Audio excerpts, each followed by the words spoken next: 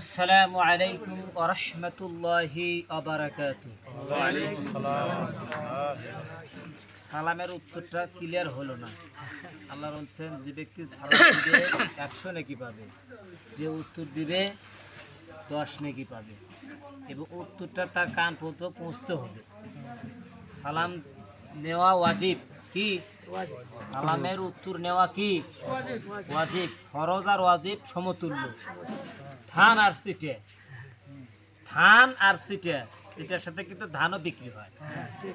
বলেন ঠিক না বেটি? সিটের সাথে ধানও বিক্রি হয়, তেমনি ফরজ আর ওয়াজিব সমতুল্য। অতএব আবারও আমি সালাম দিচ্ছি, আসসালামু আলাইকুম ওয়া রাহমাতুল্লাহি ওয়া বারাকাতুহু। ওয়া আলাইকুম আসসালাম।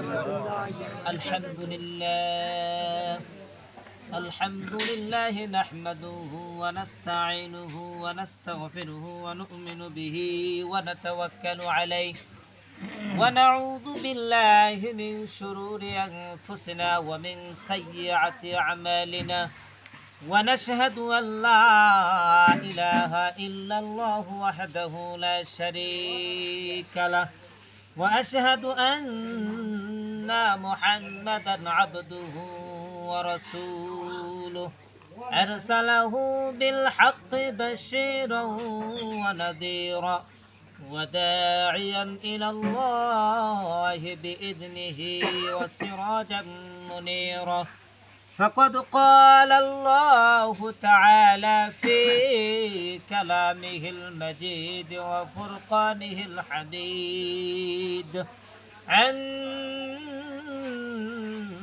ما بعد সবাই পড়েন আউযু বিল্লাহি মিনাশ শাইতানির রাজীম বিসমিল্লাহির রাহমানির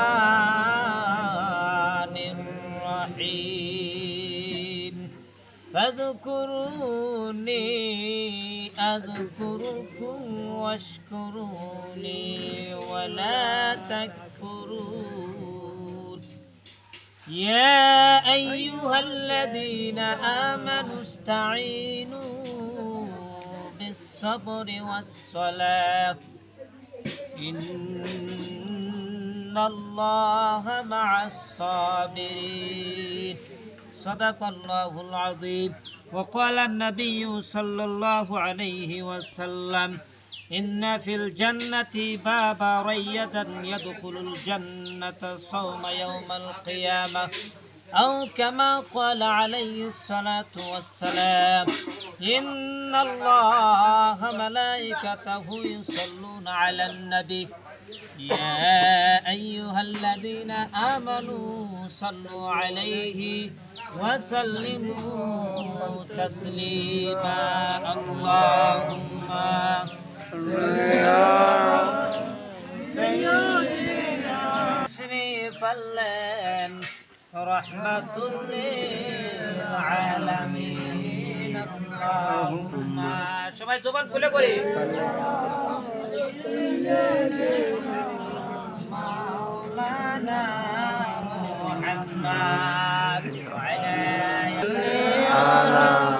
سيدنا مولانا محمد وعلى سيدنا حبيبنا محمد العالمين আমাদেরকে ভালোবেসে পছন্দ করে আল্লাহর এক বান্দার রমজান মাস, বরকতি মাস, রহমতের মাস সাহেবের দাওয়াত দিয়েছেন।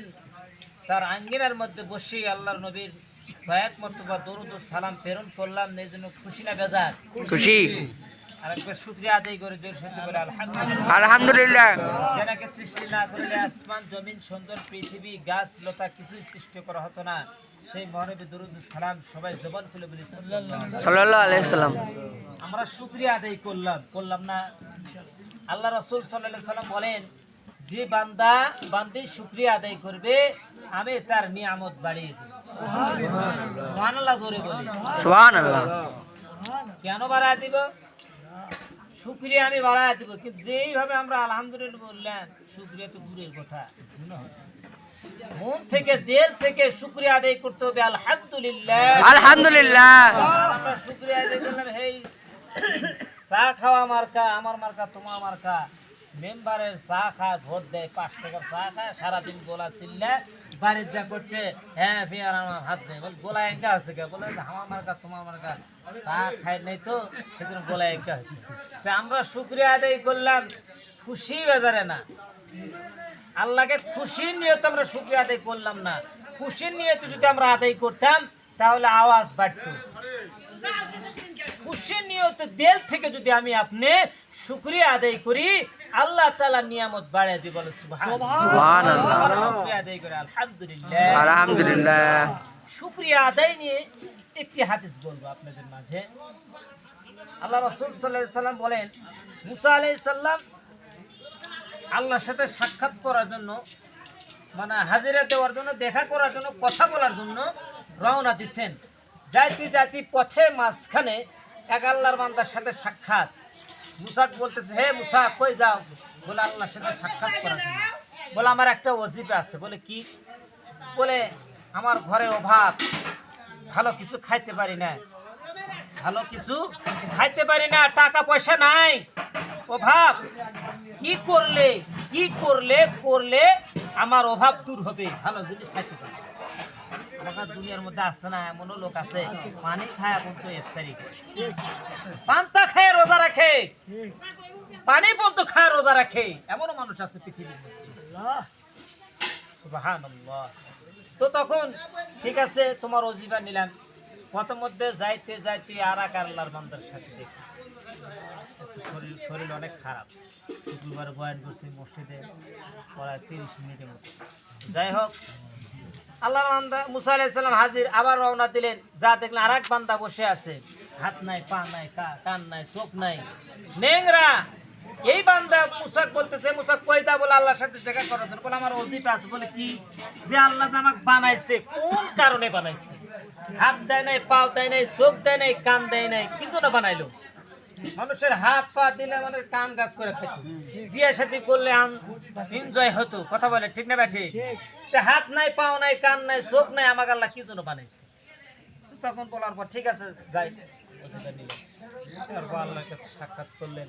সাক্ষাৎ করা শেষ, কথাবার্তা শেষ, মুসা আলাইহিস সালাম রওনা দিয়েছে।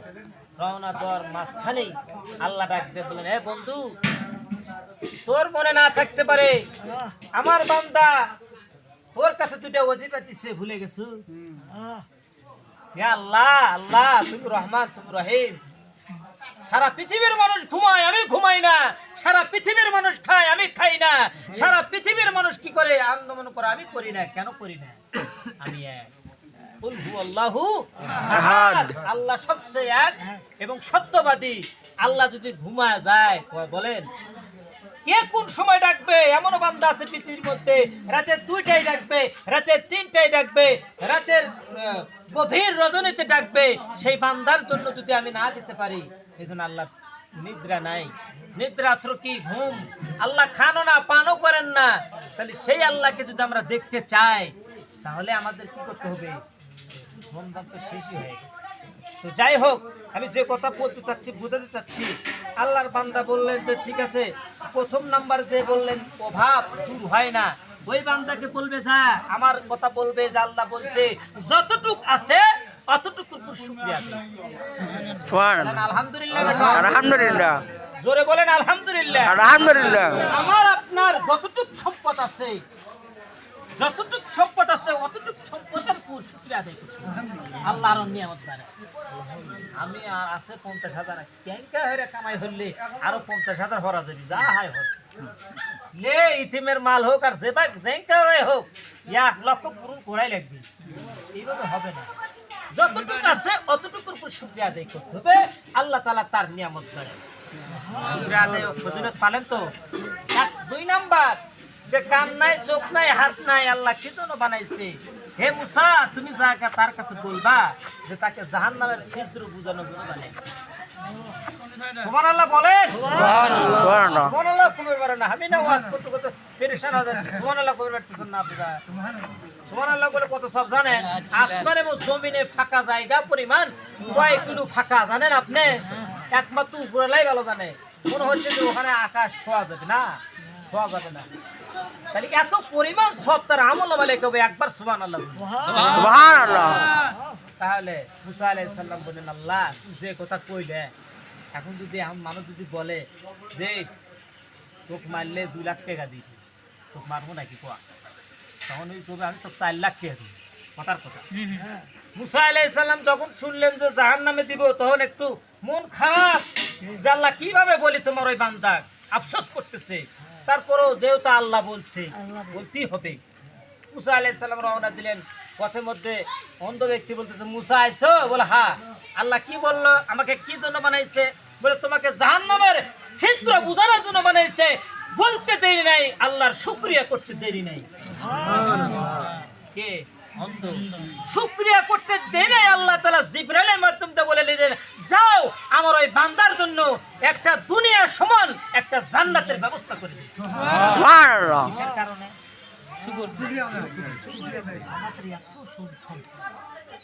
এত সম্পদ, 10 বিঘা জমি আছে, তারপর অভাব। ভাই রে নাই রে, টাকা হাওলা দিয়ে পারবো না ভাই, নাই এত টাকা, তারপর আমরা কি বলি? নাই নাই নাই। আল্লাহ দেওয়ারও দেওয়ারও। মানুষ ধরেন জীবিত থাকা অবস্থায় তাদের 3টা জিনিস জীবিত থাকবে।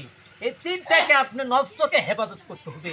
1 নাম্বার হলো কিয়ামত পর্যন্ত কেউ বেঁচে থাকবে না, এই আশা কখনো করবে না। কিন্তু মানুষ বলে যে আমি বাঁচবো আরো। 2 নাম্বার আশা হলো যে টাকা পয়সার লোভ। টাকা পয়সার লোভ কেউ ছাড়তে পারে না, হোক বুড়া হোক চেংরা, জীবনেও না, চ্যালেঞ্জ। 3 নাম্বার হলো যৌবনের খোরাক। বুড়া হচ্ছে তো কি আছে, যৌবন ঠিক আছে। এই 3টা জিনিস থেকে আমাদেরকে বেঁচে থাকতে হবে। তাহলে আমরা শুকরিয়া আদায় পাইলাম তো, যতটুক আছে অতটুকুর পর আমরা কি করব? শুকরিয়া আদায় করব। আলহামদুলিল্লাহ। কেউ যদি বলে ভাই তাহলে কেমন আছেন?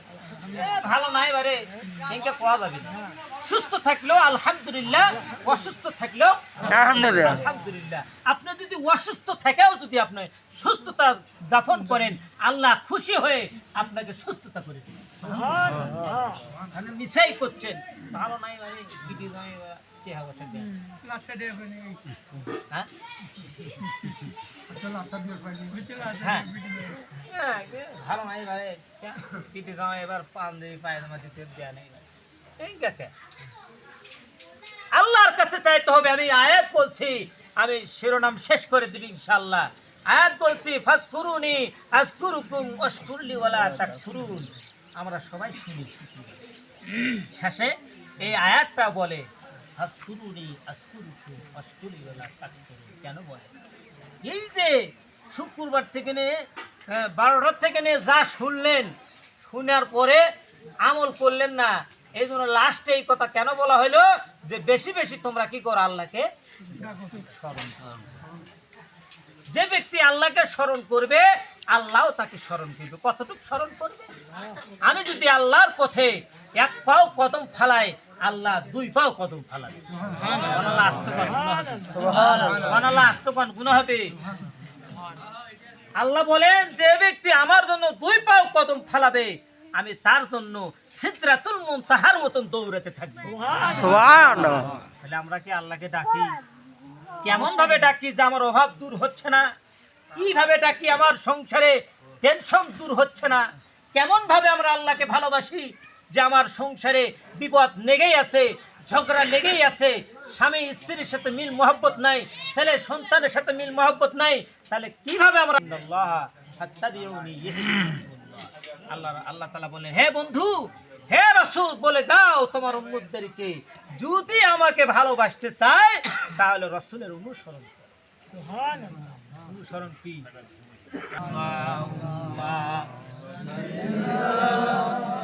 সাইয়্যিদিনা মাওলানা মুহাম্মদ ওয়া আলি সাইয়্যিদিনা শাফিআনা মুহাম্মদ ডানে মাটি বামে মা